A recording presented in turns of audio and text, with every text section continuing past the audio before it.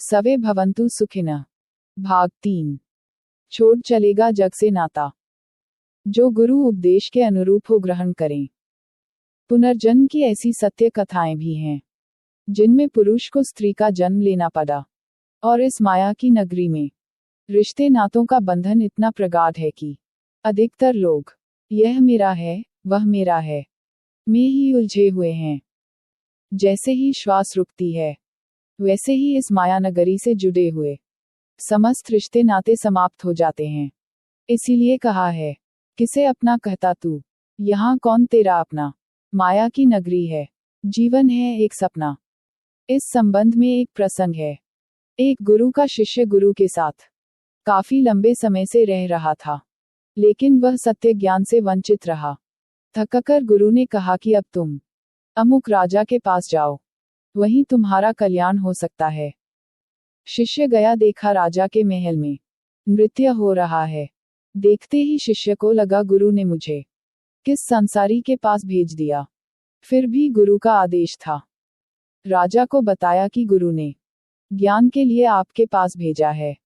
राजा ने कहा कि यह दिया ले लो और पूरे महल में घूम कर आओ, लेकिन याद रखना कि यदि यह बुझ गया तो तुम महल से बाहर नहीं निकल सकोगे।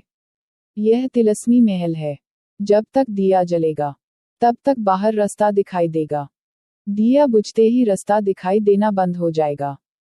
शिष्य ने दिया लिया और ना ही उस महल में लगे सुंदर चित्रों को देखा और ना ही महल की सुंदरता ही देखी। पूरा ध्यान दिए पर रहा कि कहीं दिया बुझ ना जाए। अंदर कुछ भी विचार नहीं रहा, केवल एक ही चिंतन, एक ही मनन शेष रह गया कि कहीं दिया नहीं बुझ जाए। ना महल की सुंदरता दिखाई दी, ना सुंदर चित्रित मूर्तियां कलाकृतियां ही दिखाई दी। शिष्य घूमकर थककर राजा के पास लौटा। राजा ने उसके लिए आलीशान बिस्तर व पलंग का इंतजाम करवाया और कहा कि तुम्हें इस पर सोना है, पर याद रखना कि जैसे ही तुम सोओगे, यह ऊपर टंगी हुई तलवार तुम्हारे ऊपर गिर जाएगी। शिष्य थका हाथ था, सोना चाहता था, लेकिन फिर भी रात भर जगा रहा। एक ही चिंतन था, सोना नहीं है, जागृत ही रहना है। सुबह हो गई, राजा के पास गया। राजा ने उसके लिए तरह तरह के व्यंजन पकवान बनवाए और कहा कि यह भोजन ग्रहण करो, लेकिन याद रखना कि इसको खाने के बाद यदि तुम्हें ज्ञान नहीं हुआ तो तुम्हें मृत्यु दंड दिया जाएगा। शिष्य ने सोचा, कहाँ फंस गए। खाना खाया, यही चिंतन चलता रहा कि अब प्राण नहीं रहने वाले।